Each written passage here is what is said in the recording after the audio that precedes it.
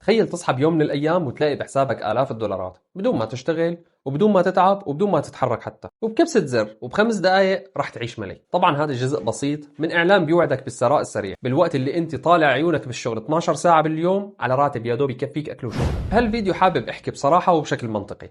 أنا ما فيني لوم بشكل مباشر كل واحد حط مصاري بمجالات الربح السريع، لأنه شركات الوساطة اللي بتنشر إعلاناتها بتعرف انها بتستهدف غريق بده يتعلق باي شيء. يعني شو مستني من واحد بيشتغل 12 ساعة بدون اجازات وبيعاني حتى من منغصات بشغله؟ هذا الشخص يا دوب عنده وقت يشوف اهل بيته وينام، فما عنده وقت يعمل لنفسه اي شغل جانبي. فلما تيجي تورجيه اعلان لواحد نازل من فيراري عمل مبلغ $100 ل $1000 بخمس دقائق، انت هيك عم تحطمه حرفيا، لانه بيبطل يشوف اي شيء بالدنيا له قيمه، ويبلش تفكيره ياخده على ناحيه الكم ورقه اللي هو محوشهم لايام الزنقه. وهون طبعا الاخ مو شايف قدامه اي شيء تاني غير انه يعمل ايداع حتى يبلش يطلع مصاري مثل الرز. ما هو الشغله بكبسه زر هيك ورجوه.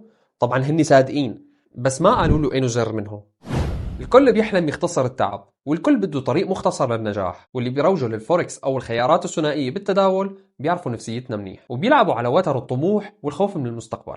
لهيك الخلاصة ضحية هاي المجالات اللي دخلها بدون دراسة هو الجاهل فيها، وهالشيء بنستنتج منه عبرة، وهي لما يكون عندك علم ومعرفة رح تقدر تقرر قرارات صحيحة أكثر. وتأكد تماما أنه الاستثمار الذهبي اللي غير قابل للخسارة هو استثمارك بنفسك. لما تتعلم مهارة جديدة وتطور من نفسك فيها وتستخدمها لتكسب منها، فأنت على الطريق الصحيح. طريق النجاح أبدا مو سهل، بس كل شيء بهالحياة بيحتاج سعي واستمرار.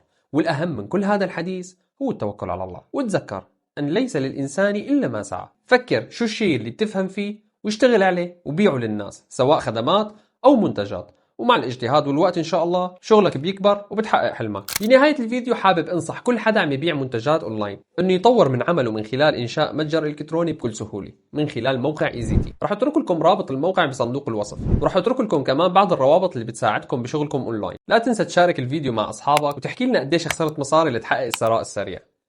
السلام عليكم.